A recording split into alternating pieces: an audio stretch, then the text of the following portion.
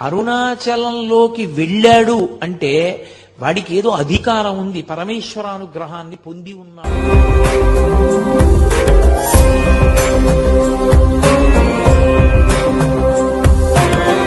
అరుణాచలం వెళ్ళి అడగని వాడిది పాపం తప్ప, అరుణాచలం వెళ్ళినటువంటి వాడికి, అరుణాచలం వెళ్ళి ప్రార్థించిన వాడికి సాధారణంగా కోరిక తీరకపోవడం అన్నది ఉండదు.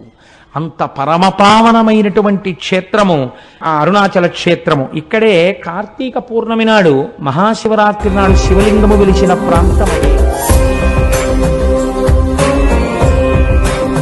అసలు అరుణాచలం ప్రవేశించడం ఒకెత్తైతే ఆ అరుణాచలానికి ప్రదక్షిణం చెయ్యడం జీవితంలో మహత్భాగ్యం. అందున పరమశివనామం చెప్పుకుంటూ ఆ గిరి అరుణాచల శివ అరుణాచల శివ అరుణాచల శివ